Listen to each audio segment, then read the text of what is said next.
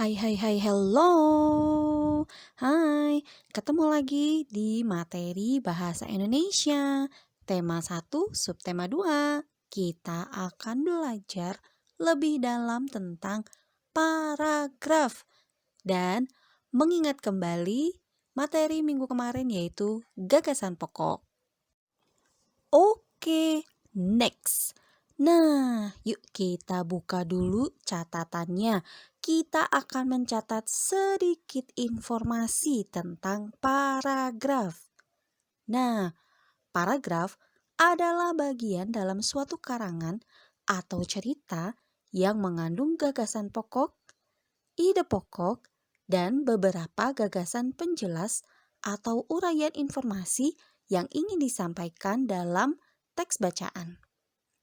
Nah, paragraf merupakan himpunan kalimat. Himpunan kalimat.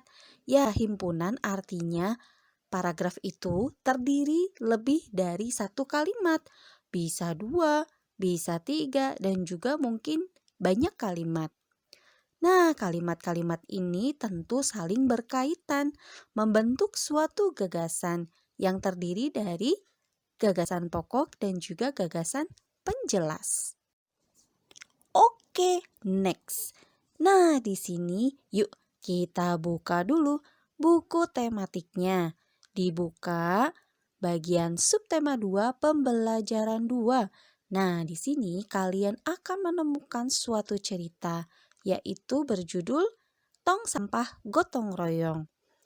Nah, tadi kita sudah belajar bahwa paragraf adalah kumpulan dari beberapa kalimat. Nah, menurut kalian di sini yang merupakan ciri dari paragraf apa ya? Coba kalian lihat apa perbedaannya. Ada tulisan yang sedikit mengarah ke dalam atau menjorok ke dalam. Yang mana, Bu? Yuk kita lihat di paragraf 1 diawali dengan kata ada yang berbeda. Nah, paragraf 1 ini kalian lihat bahwa dari ada, kata ada, dan kata berkumpul itu punya sedikit perbedaan letak. Nah, yang menjadi ciri paragraf adalah ada kalimat yang menjorok ke dalam yaitu kata ada. Sekarang paragraf 2, yang mana kalimat pertamanya dan yang menjorok ke dalamnya yang mana? Yang pagi hari Pak Made, betul. Nah, itu kan kata paginya sedikit ke dalam. Nah, itu menunjukkan bahwa ini adalah paragraf yang kedua. Sekarang paragraf ketiga yang mana? Ya, yang paragraf ketiga adalah dari kata kira-kira pukul 10 karena ada bagian yang ke dalam. Jadi bacaan ini terdiri dari berapa paragraf? Ada 1, 2, dan 3. Jadi bacaan Tong Sampah Gotong Royong terdiri dari 3 paragraf. Yuk sekarang kita hitung. Dari satu paragraf ini ada berapa kalimat? Kita coba di paragraf 1 dulu ya. Nah, kita baca bersama-sama dulu yuk paragraf 1. Ada yang berbeda setelah senam pagi pada hari Minggu ini.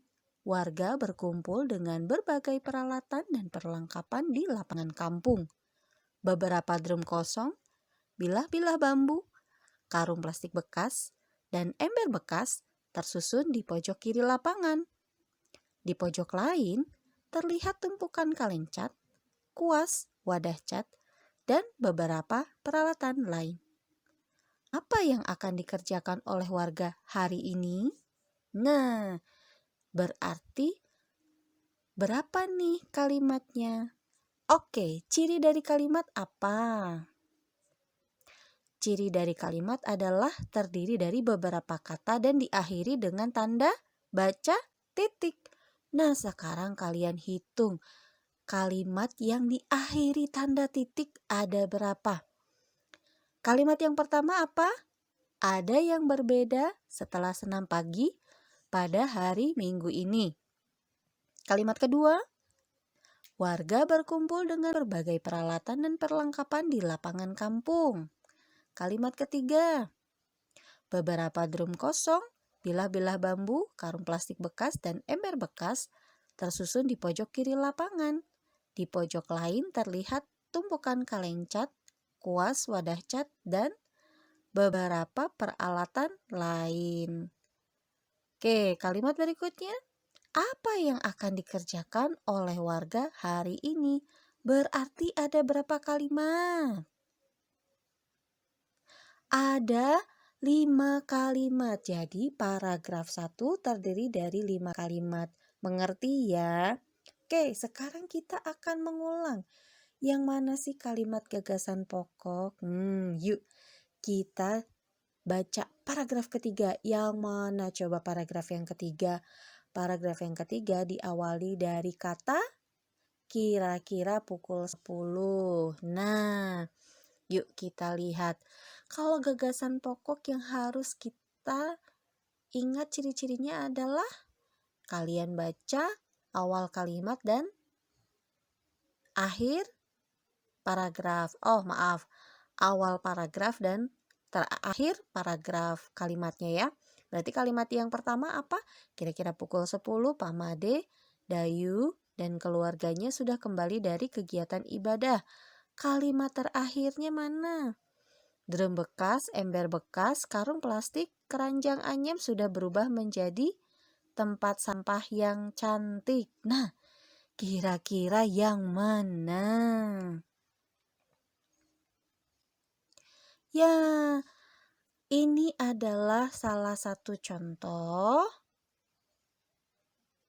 paragraf ketiga, yaitu gagasan pokoknya ada di kalimat yang pertama, yaitu kira-kira pukul 10 Pak Made, Dayu dan keluarganya sudah kembali dari kegiatan ibadah. Kalimat penjelasnya adalah kalimat setelah kalimat utama atau gagasan pokok tadi. Oke, bisa dimengerti ya? Yuk sekarang kita next materi berikutnya.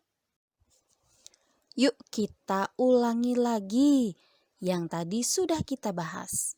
Ya, jadi ciri utama paragraf adalah yang pertama ada bagian kata yang menjorok ke dalam. Tapi ada juga spasi atau pemisah yang memisahkan paragraf satu dengan paragraf yang lainnya. Tetapi pada umumnya itu pemisahan paragrafnya adalah menjorok ke dalam.